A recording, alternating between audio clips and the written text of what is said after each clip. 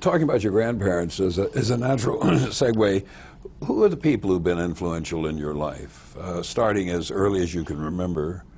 Parents, teachers? I'm definitely a mama's girl, and I think, well, the family's only the four of us, and so my sister was definitely a daddy's girl, I'm a mommy's girl, and of course my grandmother, Emma Lou Watson, just had a terrific effect on me, because the term that I use is I fell in love with her. But watching, even when I was little, before I lived with her, watching how grandmother did things, you know, and I see a lot of what she does. I see myself doing it, and it's, I think those women are just phenomenal. Do you think you consciously modeled yourself, your behavior, after them?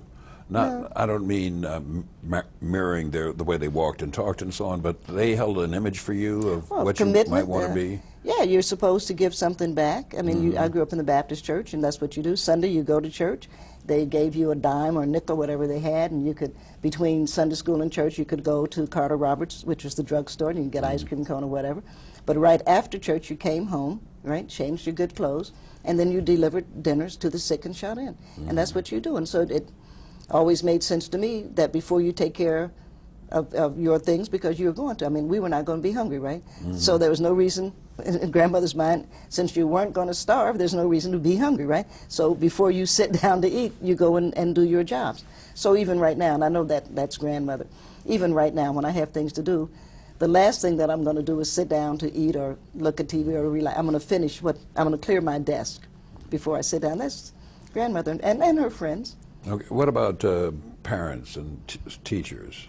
Well, I know my mother influenced me, but I never think about my mother in that way, to be honest. You know, I'm sure it drives Mommy crazy. She sees she'll like, well, damn, I was, you know, a wonderful mother. It's like, well, yeah, but I don't think about her influentially.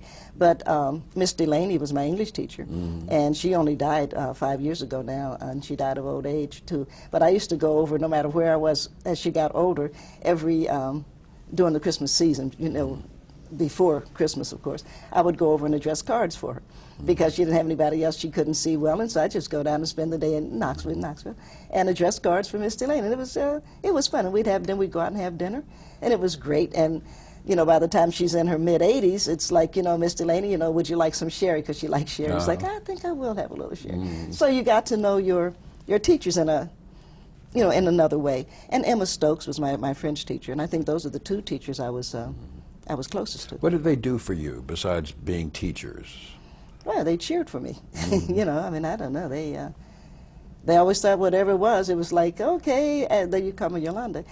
Ask Yolanda, she can do it. You know, so whatever it was, they needed a speech given, ask Yolanda. You know, they needed a errand run, ask Yolanda. You know, and I guess to another degree, I just felt like, because I was the kid they asked, that I'm supposed to be responsible. Now, when in this process does Yolanda Giovanni become Nikki Giovanni? I don't mean the name difference. How does Nikki Giovanni begin to develop out of Yolanda? Well, see, to me, I was always Nikki, so it was always strange to hear people. The fight that you had with people is to not, and maybe that's my point of rebellion, Julian, was to not let what was written on a piece of paper become who you are. And that was a fight I was having. Miss Pearsall, God bless her, who only died last year. Miss Pearsall was like 102, and she was my third grade teacher. And I would always sign Nikki, and she would always scratch it out and put Yolanda. Oh, really? Yeah, I mean, and Miss Pearsall was old. She was wonderful. And again, I was kind of lucky that I don't make a lot of new friends, and so I keep the old ones that I have. And Miss Pearsall, Fannie Lou, another Fannie Lou, was one of them. And it was just so funny because I was always struggling to get her to call me Nikki, because my classmate, everybody called me Nikki, and she said, but your name is, and I, you know, now I know I felt like Kunta Kinte, you know, no, my name is Nikki. Right. I don't care what is written down. And so you struggle just to be yourself.